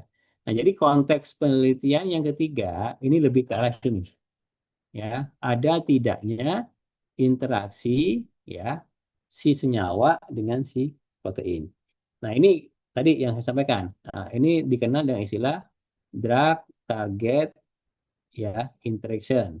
Drug itu adalah compound, target itu adalah disease ya, protein ini ya. Interaction berarti interaksi antara compound dan protein. Di jurnal juga mungkin Bapak Ibu bisa coba cari dengan menggunakan compound protein interaction. Itu juga oke ya. Jadi kadang bisa menggunakan query yang sama situ ya. Baik. Jadi tujuannya adalah memvalidasi ya. Ini kan harusnya sama nih. Obat itu ya punya khasiat apa, gitu kan ya. Kemudian ada tidak interaksi dengan satu protein, manusia itu punya penyakit apa. Jadi nanti sama nggak sih ya ini penyakitnya antara yang diklaim sama obat dengan yang diderita oleh si humannya. Ya, oke, seperti itu. Nah, ini sebagai pengantar saja, banyak sekali metode yang bisa digunakan. Ini adalah metodologi yang kami gunakan dalam penelitian itu, ya. Jadi untuk scope ini, ya, penelitian ini, ya, kita perlu data apa saja? Kita perlu data kompon senyawa, kita perlu data protein, ya, sebagai biomarker dari suatu penyakit, dan kita perlu data interaksi antara kompon dan disease, ya. Oke, jadi ini yang perlu kita siapkan ya untuk penelitian terkait dengan drug target interaction. Untuk kompon, silakan kumpulkan senyawa dari berbagai database, ya banyak sekali. Kemudian kumpulkan semua protein yang ada di database ya sebagai biomarker pastinya ya dengan penyakit-penyakit yang kita identifikasi. Tadi ada sebenarnya 18 penyakit. Berarti kita cari biomarker dari 18 penyakit tadi ya. Nah, kemudian ya kita cari info juga ya di literatur ya ataupun di database ada tidaknya interaksi itu garis hubung ya. Nah, kalau dari network kan berarti edge ya antara si kompon dengan si protein ya itu. Nah, berarti di sini dengan data ini ya kita bisa bikin model kan. Nah, dengan menggunakan data semua kompon, dengan menggunakan data semua protein ya dan interaksi di antara keduanya. Jadi kita bikin model ya, bikin model di situ ya dengan menggunakan semua data ya. Nah, jadi konsepnya kurang lebih adalah kita bikin model dulu dengan menggunakan semua senyawa dan semua protein. Nah, nanti setelah Bapak Ibu dapat model terbaik ini kita gunakan untuk menguji ya kandidat senyawa yang kita peroleh di penelitian sebelumnya. Di penelitian sebelumnya misalnya untuk contoh yang urinary system, kita kan punya senyawa ini nih. Nah, ya. Nah, senyawa ini nih. Nah, berarti senyawa-senyawa itu yang kita coba pasangkan dengan semua protein. Kemudian nanti kita prediksi pakai model terbaik. Nah, tujuannya apa? Tujuannya untuk memvalidasi benar atau enggak ada interaksi antara si senyawa dengan si protein. Itu. Jadi urgensinya ke sana di situ. Ya. Oke, jadi prediksi, kemudian nanti kalau misalnya ada, nah ini kita bisa coba sampaikan hasilnya ya. Bahwa tadi ya, ini kompon kan sudah jelas nih penyakit apa. Kemudian protein, ya semua protein sini kan udah jelas ya sebagai biomarker dari penyakit apa. Nah, kemudian kita bandingin nih. Ini klaimnya adalah untuk khasiat A, ya. Ketika nanti dia terprediksi ada interaksi dengan suatu protein, protein yang menjadi interaksi dengan yang memiliki interaksi dengan si kompon, dia apakah juga penyakit A gitu. Kalau sama-sama penyakit A kan udah confirm aman nih berarti ya. Berarti memang senyawa itu ya bisa digunakan untuk penyakit A tadi. Nah, tapi kalau misalnya, oh ternyata ini adalah penyakit B gitu. Nah, ini kan beda nih berarti. Ada interaksi ya antara senyawa yang kita klaim bisa digunakan untuk mengobati penyakit A, tetapi interaksinya dengan protein yang sebagai biomarker penciri dari penyakit B gitu.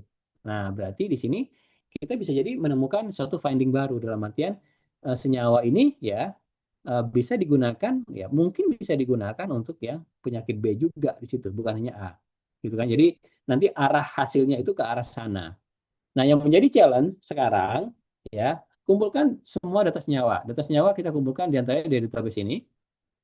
Untuk protein kita kumpulkan dari database ini. Kemudian untuk interaksi kita peroleh dari database ini. Ya. Nah, di sini ya. Di sini Bapak Ibu sudah punya data senyawa ya atau kompon. Senyawa itu kan tadi bentuknya macam-macam ya. Ada bentuknya yang molekular formula ya, rantai karbon ya, hidrogen, oksigen, nitrogen ya dan seterusnya gitu kan ya. Kemudian ada molecular weight ya. Kemudian juga ada informasi lain nih. Ada smiles ya, smile. Jadi ini juga apa ya, representasi dari si senyawanya. Datanya itu wujudnya seperti ini. Jadi kalau misalnya Bapak Ibu cari ya, kumaric acid misalnya, molekular formulanya ini, bentuk smilesnya adalah ini. Nah, yang kita gunakan itu adalah bentuk ini, Bapak Ibu, ya di penelitian ini. Kita gunakan bagaimana struktur smiles dari si komponnya. Kemudian untuk yang protein. Nah, protein biasanya bentuk datanya adalah sequence protein. Ya, mirip seperti sequence DNA ya. Cuma ada karakter yang berbeda situ ya. Kalau protein ada 20 kemungkinan nilai untuk satu nukleotide, kemudian untuk yang DNA kan ada 4 kemungkinan nilai situ ya. Nah, oke. Jadi pertama harus tahu wujud datanya nih ya. Datanya seperti ini sama datanya seperti ini ya. Nah, terus gimana ngerjainnya gitu? Pasti kan muncul pertanyaan ya. Data sequence mau ngolahnya gimana gitu. Nah, di sini data sequence ini bisa kita olah dengan terlebih dahulu melakukan proses transformasi. Cara melakukan transformasinya, Bapak Ibu bisa gunakan banyak sekali metode untuk transformasi. Yang paling gampang, nama metodenya adalah amino acid composition. Jadi ini proses kuantifikasi ya dari data sequence menjadi data numerik ya. Nah, kita tahu ya di sini protein itu ada 20 features ya, 20 kemungkinan nilai. Panjang sequence-nya berapa? Misalnya panjang sequence-nya 100 ya. Ada berapa dalam sequence ini ya karakter X misalnya. X-nya ada 20 ya, berarti 20 per 100 itu adalah berarti bobot untuk X itu adalah 0,2. Kemudian tadi panjangnya 100 ya. Kemudian ada berapa karakter M misalnya. M-nya di sini ada 40. Berarti di sini 40 per 100 berarti bobotnya adalah 0,4. Gitu kan ya. Nah, demikian seterusnya untuk 18 features yang lain. Oke, jadi selesai ya. Untuk yang amino acid, jadi wujudnya kurang lebih, nah seperti ini ya. Oke ya, maaf. Mana ada tadi? Nah yang ini ya. Jadi kan ini karakter-karakter ini. Jadi untuk setiap karakter itu adalah fiturnya. Ya tinggal ya, jadi ada berapa frekuensi dari karakter tadi dibagi dengan panjang sequence-nya. Ya. Nah, jadi dapat itu. Itu kalau amino acid composition. Ingat bahwa metodenya bukan cuma itu, tapi ada banyak ya metodenya. Di antaranya ya untuk yang protein. Tadi kita sudah bahas yang ini ya. Ada amino acid composition, ada dipeptide ya, ada tripeptide, ada autocorrelation ya, ada Murubroto ya, ada Moran, Gary, ada composition, dan ini adalah metode-metode untuk melakukan kuantifikasi data sequence. Jadi nanti Bapak Ibu dapat fiturnya ya. Oke. Selesai untuk yang sequence, yang satu lagi protein. Nah, Bapak Ibu sudah punya data smiles. Bentuknya adalah seperti ini. Ini juga bingung juga ngolahnya gimana gitu. Nah, untuk itu kita bisa menerapkan metode untuk transformasi dari data smiles ke dalam bentuk kuantitatif. Ya. Nah, diantaranya ada dua metode yang populer. Yang pertama adalah PubChem. Yang kedua adalah MACCS. Selain dua ini masih ada banyak ya. Sekali lagi, kita akan sampaikan setelah ini. Nah, PubChem itu ya, jadi kalau misalnya Bapak Ibu coba proses ya, ini dengan menggunakan PubChem, maka Bapak Ibu akan memperoleh data ya, satu sampel ini sebanyak 881 features, 881 kolom situ. Ya. Apa saja isinya? Nah, untuk PubChem, nah ini ya. Nah, jadi PubChem itu ada penjelasannya. Jadi bit atau digit pertama ya. Nilainya biner Bapak Ibu ya. Digit pertama itu nilainya kalau nggak 1, 0 ya. Ini terkait dengan apakah pada rantai smiles tadi itu memiliki lebih dari sama dengan 4 atom hidrogen. Kalau iya nilainya 1, kalau enggak nilainya 0. Digit kedua, apakah punya lebih dari 8 ya atom hidrogen Kalau iya nilainya 1, kalau enggak nilainya 0. Ya. Oke. Demikian seterusnya sampai ke, karena ini mulai dari 0 berarti 880 ya. Nah, itu ya. Jadi ini kolomnya ada 881. Baris ini, satu baris itu adalah satu sampel, satu senyawa ya atau satu kompon ya. Oke. Nah, jadi Bapak Ibu sudah punya numerik ya dari protein, Bapak Ibu punya numerik dari senyawa. Nah, tinggal nanti untuk penggunaannya ya kita paling gampang sih tinggal digabung aja kan ya. Kalau lebih seperti ini kan ya. Jadi sebagai fitur ya kompon lanjutkan dengan data protein. Jadi tinggal di concatenate ya, tinggal digabungkan saja. Kemudian tadi di awal juga kita punya info apa? Info terkait dengan data interaksi. Ya, interaksi itu kita gunakan sebagai label. Ya, nah, sebagai label di sini. Ya, apakah punya interaksi? Berarti kalau iya punya nilai 1. Kalau nggak punya interaksi berarti nilainya adalah 0. Ya, nah udah punya data seperti ini, tinggal bikin model. Ya, bikin model ya silakan Anda mau pakai classifier yang mana, monggo silakan gitu kan. Kurang lebih seperti itu. Oke, sebelum saya lanjutkan, ya, ini kita coba eksplor lebih lanjut ya untuk metode-metode untuk kuantifikasi data senyawa. Metodenya banyak Bapak Ibu ya. Ada dua pendekatan, deskriptor ataupun fingerprint. Kalau fingerprint ya, ini adalah representasi biner dari datanya. Jadi memang kita ekstrak dari datanya itu, kita coba hitung ada apa saja. Ya, contoh yang PubChem tadi itu adalah fingerprint. Kemudian kalau yang deskriptor, ini biasanya kita coba menghasilkan fitur-fitur baru ya sebagai representasi dari senyawanya. Ada banyak ya. Ada connectivity, ada basak, topologi, kappa. Ini nama-nama metodenya nih ya.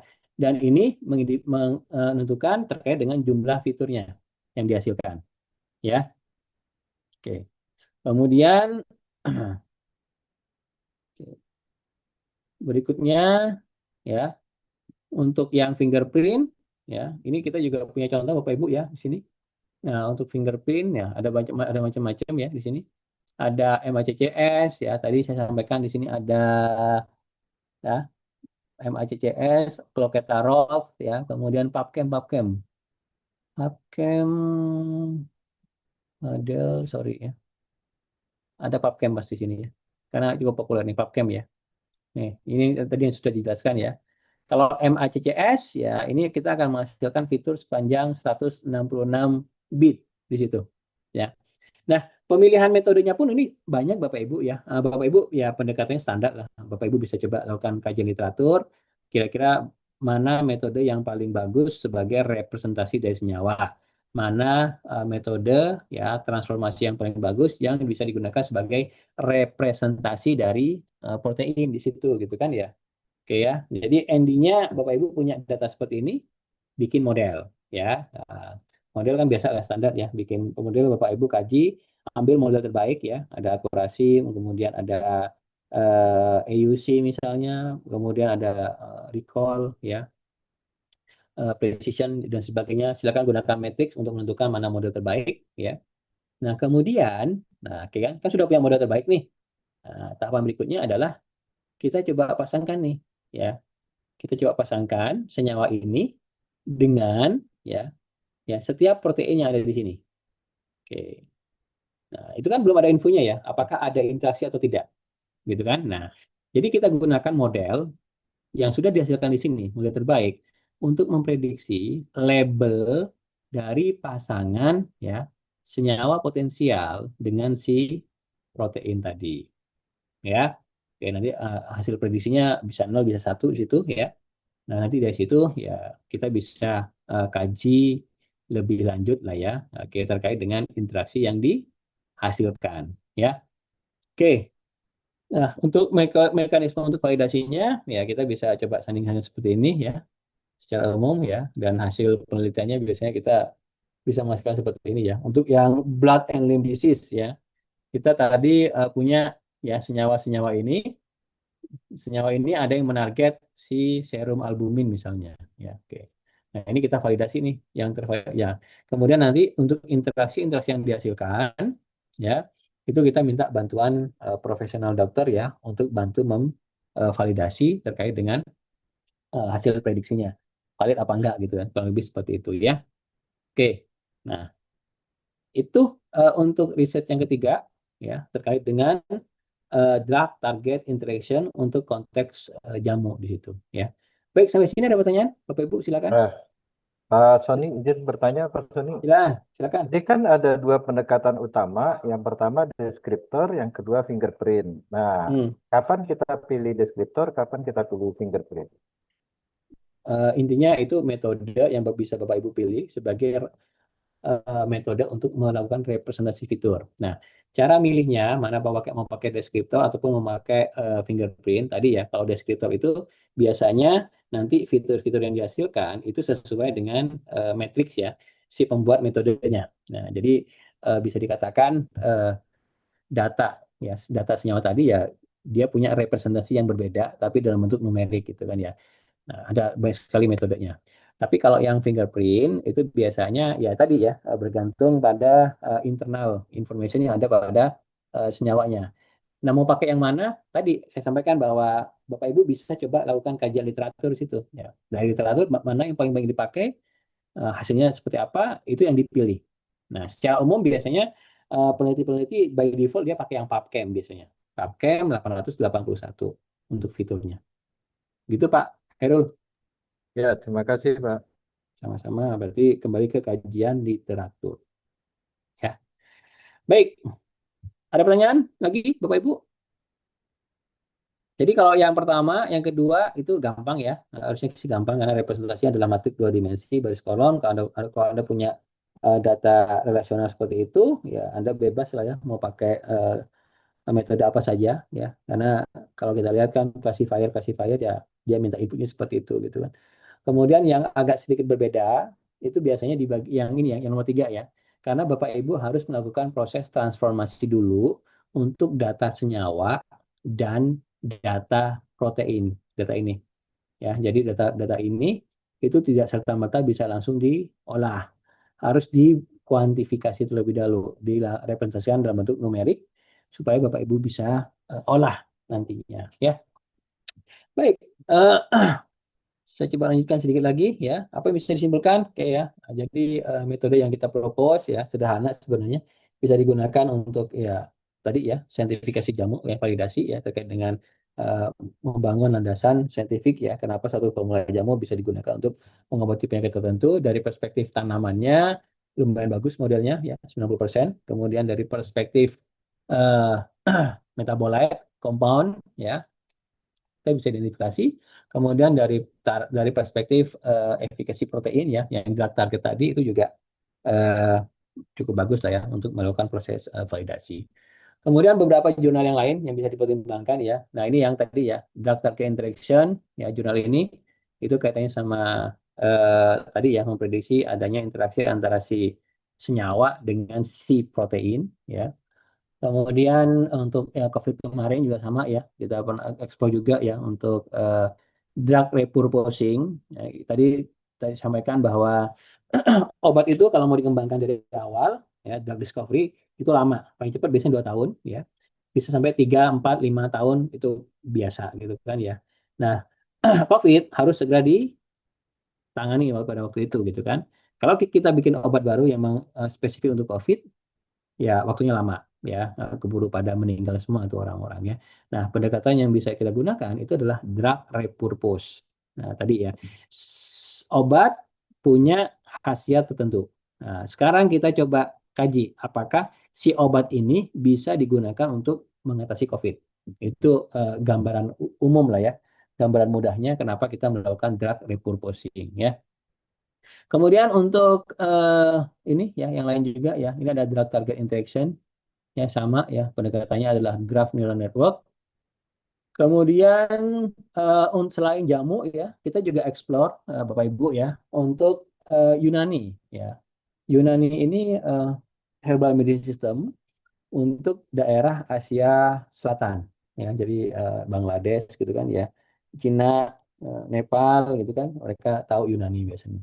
Kemudian untuk ijah ya, nanti mohon bisa dicoba-coba Bapak Ibu ya. Nah, jadi kalau lebih tampilnya seperti ini. Di sini ada dua perspektif ya. Drug side Dark side ini maksudnya dari perspektif obat ya. Nah, obat tadi kita bisa lihat dari perspektif tanaman, plant, kita bisa lihat dari perspektif compound atau senyawa, gitu kan ya. Atau sisi kanan ini adalah target site. Target site biasanya dari perspektif disease-nya, penyakitnya, ataupun berdasarkan perspektif protein sebagai biomarker dari penyakit. Nah, gimana cara menggunakannya? Ini sederhana sekali mau menggunakan Bapak Ibu ya. Kalau misalnya Bapak Ibu ingin tahu ya, kira-kira ada nggak kalau untuk satu penyakit tertentu, kira-kira tanaman apa yang bisa direkomendasikan? Mudahnya seperti itu. Berarti Bapak Ibu tadi entry point-nya adalah untuk penyakit tertentu. Berarti nanti query-nya tinggal diisikan saja sini. Pilih aja penyakitnya apa gitu kan ya. Kemudian search ya. Nanti ini akan coba buat network farmakologinya ya, buat networknya. Si penyakit ini punya interaksi dengan protein apa, protein ini bisa ya ada interaksi dengan senyawa apa, senyawa ini bisa ditemukan di tanaman apa ya. Itu untuk yang uh, ijah web server. Dan ini adalah database-database lain Bapak Ibu ya yang yang kami gunakan ya dalam mengembangkan IJA. Jadi IJA itu udah berapa tahun? Ya, udah hampir 10 tahun lebih lah ya.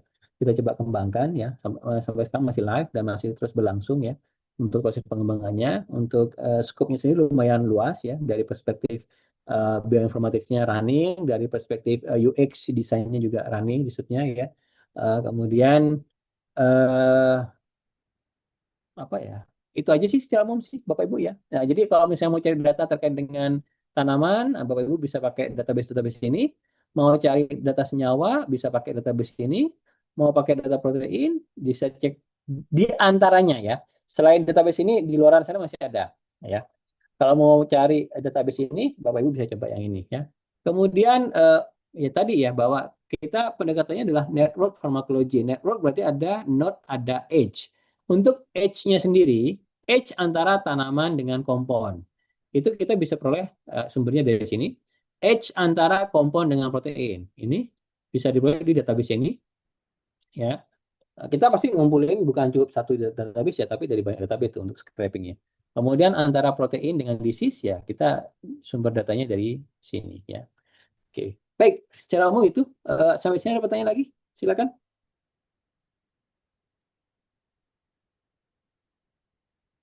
Monggo kalau ada pertanyaan Bapak Ibu.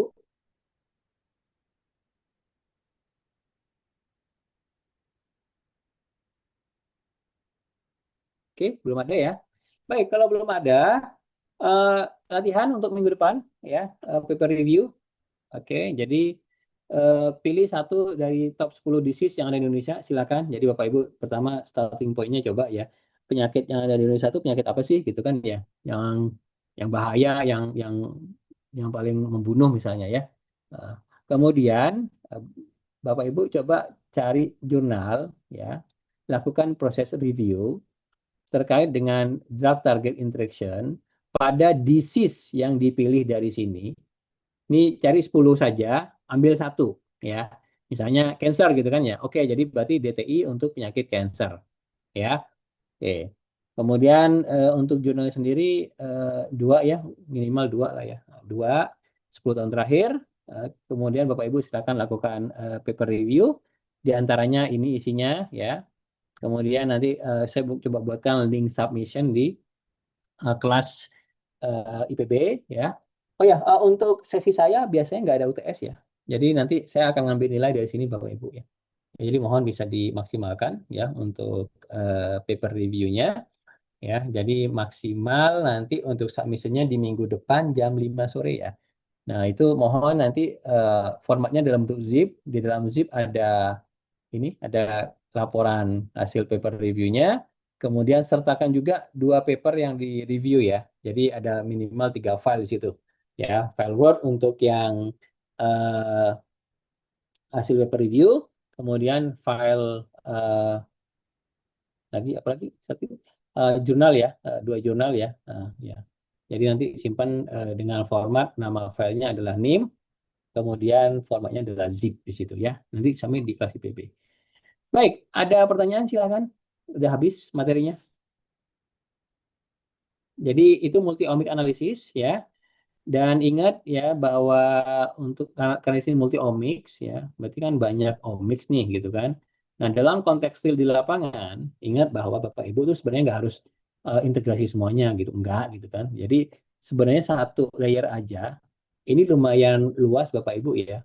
Kadang satu layer aja itu satu mata kuliah gitu.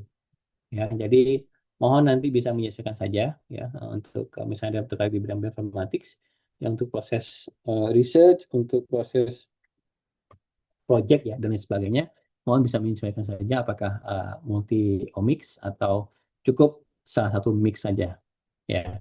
Jadi mix omics, bidang ilmu di bidang biologi ya, kelompok ilmu bidang biologi yang berkaitan dengan ya, bergantung kalau misalkan genom berarti genomics, kemudian kalau protein proteomics, kalau metabolom berarti metabolomics ya. Silakan nanti bisa coba cari-cari ya referensi ya terkait dengan istilah tadi. Baik, itu saja. Ada pertanyaan Bapak Ibu terakhir? Oke, kalau tidak ada pertanyaan, jangan lupa ini ya, tugasnya ya, bisa di screenshot ya. Untuk materi nanti saya coba posting juga di kelas IPB. Bapak Ibu bisa akses di kelas IPB ya. Nah, untuk praktikum nanti sore, praktikumnya mandiri ya Bapak Ibu ya. Saya coba sertakan materinya juga di kelas IPB. Bapak Ibu bisa akses di sana ya untuk praktikumnya. Kemudian nanti saya coba carikan juga untuk materi pre-recorded untuk mendukung kegiatan praktikumnya situ ya. Terkait dengan DTI, Draft Target Interaction. Ya, baik. Ada pertanyaan? Tidak ada Pak, sudah cukup jelas. Kebayang nggak? Ya ini lumayan. Ya ini kerjaan 3 tahun saya sampaikan cuma 1,5 jam gitu kan? Ya lebih dari 3 tahun sebenarnya. Oke. Baik, jadi mohon nanti bisa menyesuaikan saja, ya, nggak usah terlalu khawatir juga gitu kan. Ini sebenarnya gampang aja. Bapak Ibu tahu di bidang komputer sainsnya, cuma sekarang kan objeknya itu kan di bidang biologi molekuler gitu kan ya. Nah mungkin mau tidak mau harus sedikit adaptasi ya untuk explore berkaitan dengan biologi molekulernya situ. Jadi biasanya pertanyaan klasik ya, kalau mau ke bioinformatik itu starting point-nya dari mana gitu. Ya paling gampang sih biasanya biologi molekuler. Kemudian di biologi molekuler itu ada central dogma, ya central dogma itu ya nanti tolong cari ya apa central dogma. Kemudian nanti dari situ ya Bapak Ibu bisa belajar sambil jalan nantinya gitu, nggak harus di ya. Oke, saya rasa itu ya secara umum Bapak Ibu untuk pertemuan hari ini ya. Saya coba buka untuk presensi di student portal. Habis ini bisa langsung diisi aja ya. Itu sekali lagi terima kasih banyak atas kehadirannya. Izin saya tutup untuk pertemuan kali ini. Assalamualaikum warahmatullahi wabarakatuh. Waalaikumsalam warahmatullahi wabarakatuh. Terima kasih Pak Soni. Yuk sama-sama untuk presensinya saya buka lagi ya, bisa diisi ya. Yuk. Siap, Pak. Terima Siap, kasih. Pak. Terima kasih. Izin end meeting.